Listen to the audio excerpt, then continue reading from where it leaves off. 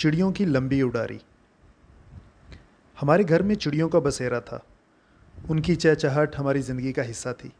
हमारे कच्चे कमरे की छत पे चढ़े शहतीर और लकड़ी के बालों के साथ दरीचों में चिड़ियों ने अपने घरौंदे बसाए हुए थे। न जाने कहाँ से सूखे तिनके उठा लाती और अपने घोंसले बनाती। कमरे में तिनके बिखरे रहते थे जिस पर अम्मी बुड़बुड़ाती और कहती थीं कि ये चिड़ियाँ कमबख्त कहीं और ठिकाना क्यों नहीं बना लेती। जब उनके बच्चे अंडों से निकल आते तो फिर चिड़ियों का सारा दिन चक्कर काटते गुजर जाता। बाहर जाती और कोई दाना चावल उठा लाती। एकदम घोंसले में माँ का इंतज़ार करते बच्चे ज़ोर ज़ोर से चिल्लाने लगते। वो अपने मुंह इतने खोलते कि सर से पाँव तक चूंच बन जाते। उनकी माँ ना जाने किस बच्चे के मुंह में दाना डालती और किस को अगले चक्कर तक का इंतज़ार और दिलासा दे जाती।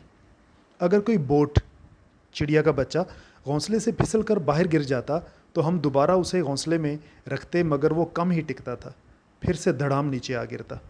अब्बू हमें कहते, पुत्र आलने विचू डिग्गे बोट मुड़ आलने नहीं रहंदे।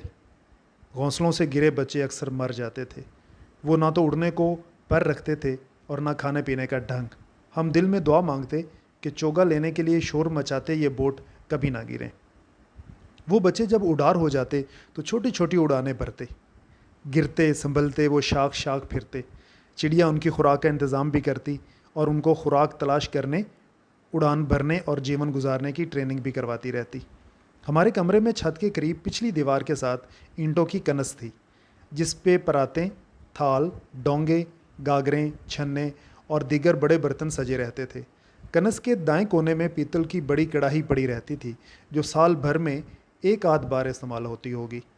चिड़ियाँ उस कढ़ाई की ओट में भी तिनके जोड़कर अपना घर बना लेती थी। गांव में हर तरफ दरख्त होते थे।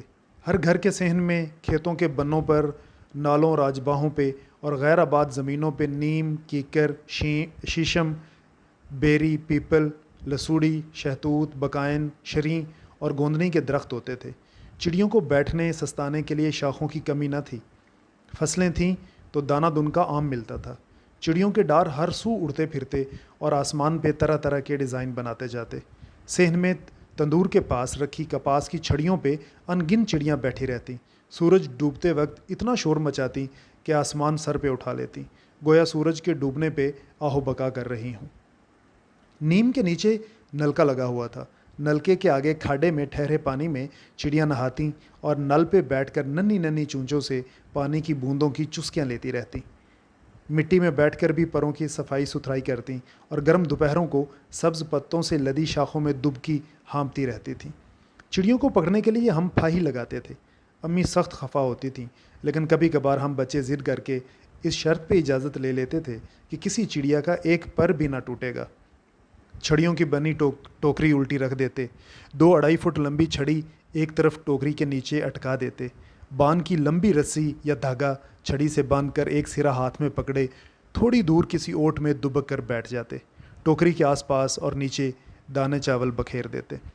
चिड़ियाँ दाने चुगते चुगते जब टोकरी के नीचे चली जाती तो रस्सी को झटका देकर टोकरी गिरा देते। टोकरी के ऊपर बड़ा खेस डालकर एक एक करके चिड़ियों को पकड़ते। कुछ हाथों में से फुर से उड़ जाती, कुछ को हम दबोच लेते। सफ़ेद कपड़ों को लगाने वाले नील या जर्दा चावल पकाने के लिए रखे पीले रंग को हम पानी में घोल लेते और चिड़ियों के पर नीले पीले रंग देते। 1-2 बार चिड़िया के सीने पर धागे का बना फूल सुई से परो दिया। जब नीले या जर्द परों वाली चिड़िया को अगले 1-2 दिनों में देख पाते तो एक अनजानी सी खुशी होती थी। गर्मी की छुट्टियों में हम साइकिल की पुरानी ट्यूब काटकर गुलेल तैयार करते। मिट्टी गूंदकर गोल गोल बंटे बनाकर धूप में सुखा लेते और उन्हें गुलेल में डालकर परिंदों के निशाने बांधते। चिड़ियों पे बांधे तकरीबन सभी निशाने ख़ता हो जाते थे। अगर कभी किसी चिड़िया को बंटा छू जाता तो नन्ही सी जान तड़पने लगती। ज़ख्मी चिड़िया को हम जल्दी से मिर्चें रगड़ने वाली दौरी के नीचे रख देते थे ताकि वो ठीक हो जाए। थोड़ी देर बाद दौरी उठाते तो चिड़िया फुर्र उड़ जाती या फिर वो मुर्दा हालत में मिलती। मुझे याद है एक बार मरी चिड़िया को ज़मीन में दफन किया था। मिट्टी से छोटी सी कब्र बनाई, पानी का छिड़काव किया और कब्र पे पत्ते निछावर किए। वालिद साहब ने देखकर कहा था, ज़िंदा जानदारों का ख्याल रखना ज़रूरी है। इसके मरने के बाद आपकी मोहब्बत जागी तो क्या जागी। अम्मी जब मिट्टी की परात में आटा गूंदने लगती तो चिड़ियाँ आस पास इकट्ठी होने लगती। वो चिड़ियों को आटा या बची हुई रोटियों के छोटे छोटे टुकड़े डाल देती तो चिड़ियाँ उनके पास रखे पानी के डोल और नमक के डिब्बे तक जा पहुँचती। हम हैरान होते थे कि ये चिड़ियाँ अम्मी से डरती क्यों नहीं। अम्मी कहती कि चिड़ियों को चोगा डालो तो इतनी ही करीब आती हैं, फाही लगाने और गुलेल लेकर उनकी ताक में बैठे रहने से बेचारी दूर ना भागें तो और क्या करें। चिड़ियाँ न सिर्फ हमारे गांव और घर की बासी थीं, बल्कि वो हमारी कहानियों, कहावतों, गीत और नज़मों का भी हिस्सा थीं। चिड़ियों के लश्कर कभी किसानों के खेत चुग जाते होंगे, पल भर में चिड़ियों की फ़ौज गंदम, बाजरा और जवार की पक्की फसल चट कर जाती होंगी। किसान फसल के पास मन्ने पे बैठकर राखी करते होंगे, तब चिड़ियों और किसानों की अनबन रहती होगी।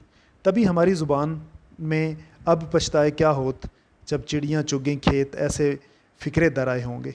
बचपन में सुनी कहानियों में एक कहानी चिड़िया की ये भी थी जो अम्मी हमें सुनाया करती थी। एक चिड़िया टाली के दरख्त पर रहती थी। उसके बच्चे छोटे थे। चिड़िया बच्चों के लिए बाजरे के दाने चोंच में भर लाती और उन्हें खिलाती। किसान ने जाल लगाकर चिड़िया को पकड़ लिया और कैद कर लिया। चिड़िया अपने बच्चों को याद करके रोती रहती थी। टाली मेरे बछड़े लग टुनु टुनु, मी आया तो डुब जासन लग टुनु टुनु, हनेर आया तो उड़ जासन लग टुनु टुनु। चिड़िया की आहोजारी सुनकर किसान का दिल पसीज जाता है और वो उसे आज़ाद कर देता है। चिड़िया अपने बच्चों के साथ हंसी खुशी जीवन गुजारने लगती है। जब कभी रेडियो, टीवी या लाउड स्पीकर पे ये गाना बजता, साडा चिड़ियां दा चंबा वे बाबल असां उड़ जाना, साड़ी लम्मी उड़ारी वे असां मुड़ नहीं आना, तो हम हैरान होते थे कि अब्बू, अम्मी और ताया की आंखों में आंसू क्यों उमड़ आते हैं। भला चिड़ियों के उड़ने में भी कोई रोने वाली बात है। बाप के घर में सब कुछ छोड़कर हमेशा के लिए विदा होती बेटी के दुख भरे दिल की आवाज़ और उसकी लंबी उड़ारी से बाप के पिघलते दिल से हम तब वाकिफ़ न थे। अब ये गीत सुन के दिल भर आता है। हम सब लोग बाप के घर में पलती बेटी जैसे हैं, जो इस जीवन बगिया से चिड़ियों के चंबे की तरह दूर उड़ जाते हैं, लौट कर नहीं आते। वक्त का पहिया घूमता रहा। कच्चे कमरे की जगह पक्की ईंटों के कमरे बने, गार्डर टी आयरन की पक्की छतें बन गईं, तो चिड़ियों को चंद तिनके रखने की भी जगह मुयस्सर ना आई। गांव में बिजली आई तो कमरों में सीलिंग फ़ैन घूमने लगे। मासूम चिड़ियों के सर पंखों से कटने लगे, यूं वो कमरों से निकल गईं। गैर आबाद ज़मीन तेज़ी से आबाद होने लगी। ज़्यादा पैदावार की गर्ज से खेतों से दरख्तों का सफाया होता चला गया। फसलों पे जहर का छिड़काव किया जाने लगा। बीज को जहर आलूद करके बोने का रवाज आम हुआ। यूं चिड़ियों को ज़िंदगी बख्शने वाला चोगा उनके लिए मौत बन गया। अब धीरे धीरे चिड़ियों के डार छोटे होते चले गए। अब डूबता सूरज चिड़ियों की आवाज़ को तरस गया है। चोगे के लिए शोर मचाते बोट की आवाज़ सुने एक ज़माना हो गया। अम्मी चिड़ियों को याद करके उदास सी हो जाती हैं। कहती हैं, कम वक्तों की कितनी रौनक होती थी घर में, ना जाने किस देश ठिकाना कर लिया उन्होंने।